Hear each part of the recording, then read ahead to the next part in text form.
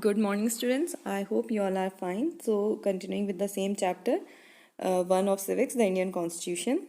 So, we were discussing about the features of Indian Constitution, and we have already discussed the first two features. That is the parliamentary form of the government and the federalism. Now, let's study further, and we will find out about some more features of the Indian Constitution. Another important feature of Indian Constitution is that there is separation of powers among the various organs of the government. So I hope you all know that there are three organs of government, that is legislature, executive and judiciary. Legislature is the people are elected representatives, that is MPs and MLAs. They make the laws for the country on our behalf. Then executive is the group of people who are responsible for implementing these laws, for example Prime Minister of India or police etc. And judiciary is the system of court in the country. That means कि जहाँ पे आपको जाके justice के लिए you go there, example Supreme Court and High Courts of the country. So these are the three organs of the government: legislature, executive and judiciary. So according to Indian Constitution, there is separation of powers amongst these organs, यानी कि कोई भी किसी के काम में interference नहीं करेगा. And this has been done to prevent the misuse of power by any one organ of the government. So all these organs are exercising different powers, और कोई भी एक organ जो है दूसरे काम में अपनी power का इस्तेमाल करके इंटरफेयर नहीं कर सकता है. But there is also a system of checks and balances के अलग अलग पावर्स हैं तीनों की. Separation of powers is there, लेकिन again to stop the misuse of power और to prevent the misuse of power एक system रखा गया है कॉन्स्टिट्यूशन में चेक्स एंड बैलेंसेस का, जिससे कि कोई भी अब लेजिस्लेचर अगर ये सोचे मैं तो कोई भी लॉ बना सकता हूँ, नो दे कैन नॉट, क्योंकि जुडिशरी फिर उस पर आके उसको जुडिशियल रिव्यू कर देगी उस लॉ को कि नहीं you are going against the constitution. तो इस तरीके से everyone is also checking others power while also not interfering, यानी कि इंटरफेयर भी नहीं करते हैं एक दूसरे के काम में, लेकिन तब भी एक दूसरे पे चेक बना रहता है. So this is how separation of powers works in India, and this is a very important feature because it's important so that each and every organ of the government can exercise its powers properly, and while also not misusing the powers that has been provided to it by the Constitution of India. Try to understand it like this. For example, there are three monitors in your class and everyone has been given a different power, like one is for checking the uniform, one is for maintaining discipline in the class, and the other one's duty is to check the cleanliness in the class. So everyone has got different powers and different work to do, and no one is supposed to interfere, but also all three have to keep checks and balance. And this is done like if the cleanliness monitor is not keeping the check on the cleanliness in the classroom, then the other two can say to him that oh, no, you are not doing your work properly and you are supposed to do your work properly. So इस तरीके से कि भाई अगर उसने अपना काम अच्छे से नहीं किया तो दूसरा उसको बोल सकता है. So this is how separation of powers and the system of checks and balances work. Another important feature of Indian Constitution is that it guarantees certain fundamental rights to all its citizens. So the section of fundamental rights has often been referred to as the conscience of the Indian Constitution. That means it is so important a part of the Indian Constitution that it is at times it has been referred to as the conscience of the Indian Constitution. You all are well aware that British rule was arbitrary, and under British rule, no rights were available to the Indian citizens. So, learning from past experience of the British rule, constitution makers wanted to ensure a set of written rights that would safeguard the citizens against the misuse of state authority. So, fundamental rights they protect citizens against the arbitrary and absolute exercise of power by state as well as other individuals. That means fundamental rights हमें protect करते हैं कि ना ही तो state हम पे अपनी जो है आर्बिट्रेरी यूज़ कर सकती है पावर का हमारे अगेंस्ट, और ना ही कोई इंडिविजुअल, यानी कि एक दूसरे को भी एक दूसरे से प्रोटेक्ट करता है. ऐसा थोड़ी किसी एक इंसान को इतने सारे राइट्स दे दिए और बाकी को नहीं है. No, all are equal and every one enjoys these fundamental rights against the states as well as against other individuals. Also, various minority communities also expressed a need for the constitution to include rights that would protect their groups, क्योंकि minorities को ये डर था because they are less in number, then majority might try to impose their will upon the minority. So the constitution also guarantees the rights of minorities against the majority under the fundamental rights. And as Dr. Ambedkar, known as the father of Indian Constitution, as I told you yesterday, he said that about fundamental rights that their objective is twofold, यानी कि जो objective है fundamental rights को include करने का, उसकी दो reasons हैं.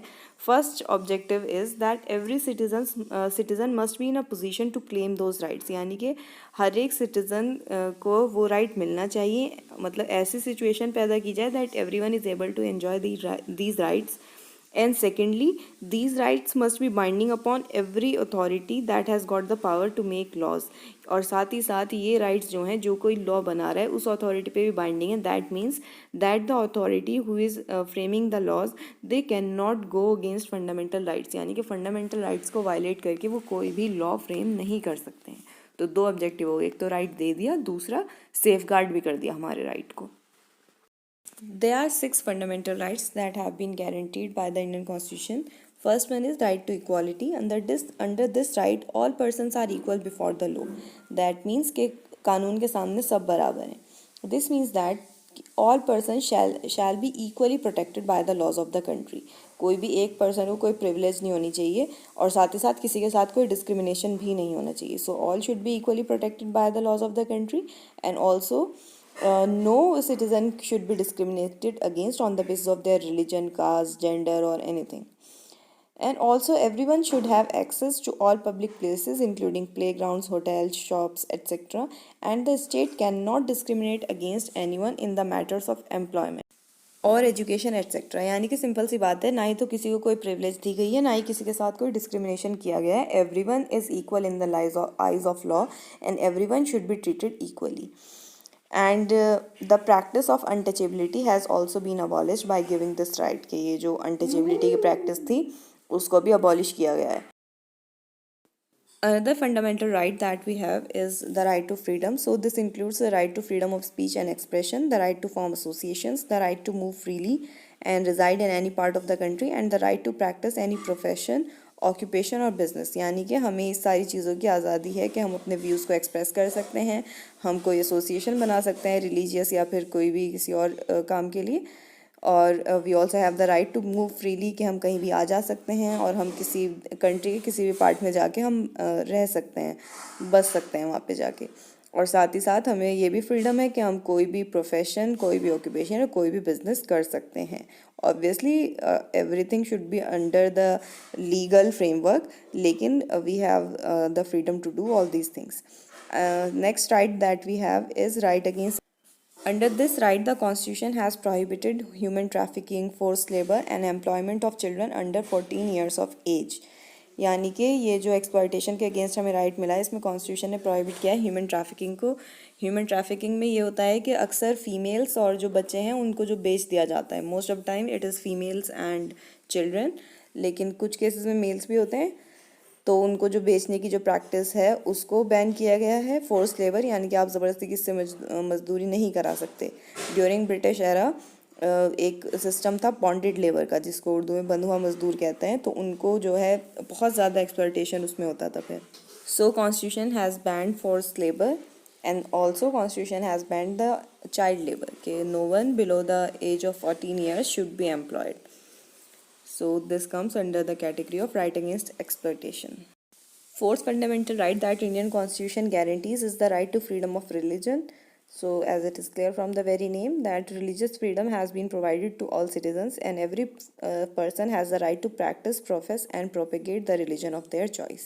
यानी कि ये हर किसी के पास ये अधिकार है कि वो जो भी रिलीजन चाहें उसको वो प्रैक्टिस कर सकते हैं और प्रोपेगेट कर सकते हैं, प्रोफेस कर सकते हैं.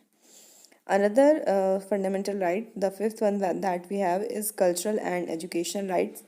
So under this right, the Constitution guarantees that all minorities, religious or linguistic, can set up their own education institutions in order to preserve and develop their own culture. यानी कि कोई भी जो minorities हैं, चाहे वो religious हो या फिर linguistic means language के basis पे minorities हो, they have the right कि अगर वो चाहें तो वो अपना education institution को मतलब establish कर सकती हैं, जिससे कि वो लोग अपने कल्चर को प्रिजर्व कर सकें और डेवलप कर सकें. So the constitution guarantees this under the cultural and educational rights. Lastly, the sixth right we have is the right to constitutional remedies. This is the most important right because this allows citizens to move to court if they believe that any of their fundamental rights have been violated by the state or by some other individual. तो ये जो है constitution remedy का जो right है, ये हमें ये हक देता है कि अगर किसी ने हमारे राइट को वायलेट किया है, then we can go to the court. Another feature of Indian constitution is secularism. So a secular state is one which does not officially promote any one religion as the state religion. यानी कि country का कोई religion नहीं है, ना ही जो government है, state here means the country. तो कंट्री का कोई ऑफिशियल रिलीजन नहीं है कि आप जो है किसी एक रिलीजन को आप प्रमोट करें गवर्नमेंट कंट्री की, और ना ही any religion is given extra benefits और इग्नोर्ड ऑन एनी मैटर. यानी कि ना ही इसके अलावा ना ही तो ऑफिशियल रिलीजन होता है, ना ही किसी रिलीजन को एक्स्ट्रा बेनिफिट मिलता है, और ना ही किसी रिलीजन को इग्नोर किया जाता है. तो यानी कि state is kind of neutral when it comes to religion. So और साथ ही साथ every religion has equal rights that we read in the fundamental rights, के हर रिलीजन के लोगों को इक्वल राइट्स हैं, और ना ही रिलीजियस बेसिस पे किसी के साथ कोई डिस्क्रिमिनेशन हो सकता है. सो दिस इज सेक्युलरिज्म, कि स्टेट का कोई ऑफिशियल रिलीजन नहीं होता है. स्टेट ना ही तो किसी रिलीजन को प्रमोट करेगी, ना ही किसी को एक्स्ट्रा बेनिफिट देगी, और ना ही किसी को इग्नोर करेगी. And with this we have come to the end of this chapter. I hope you all understood very well. If we quickly revise the chapter, then first thing that we read in this chapter was that a written document which has constitutive rules of a society is called a constitution. And we learned that how countries' history often determine the kind of constitution that a country adopts for itself. For example, Indian constitution is a reflection of our British past. That under arbitrary British rule, we didn't had any rights, and also state arbitrariness was there. That government used to exploit the citizens. So when we became independent and we adopted the new constitution, so various fundamental rights were included in the constitution, and like there was a system of separation of powers and system of checks and balances, or system of federalism. So this is how a country's past influences the constitution. Another thing that could bring a change in the constitution is the major changes in the society. अगर society में कोई major change हो रहा है, then fundamental nature जो है constitution का वो चेंज हो जाएगा. जब सोसाइटी का ही फंडामेंटल नेचर चेंज हो जा रहा है, तो फिर कॉन्स्टिट्यूशन को भी चेंज करने की ज़रूरत महसूस होती है. For example, the thing that happened in Nepal, when the political system changed over there, they felt the need to adopt a new constitution that could match the changing nature of their society. So this is all about this chapter. I hope you all understood very well, and do read the text of this chapter from your book. That's all for today. Have a nice day.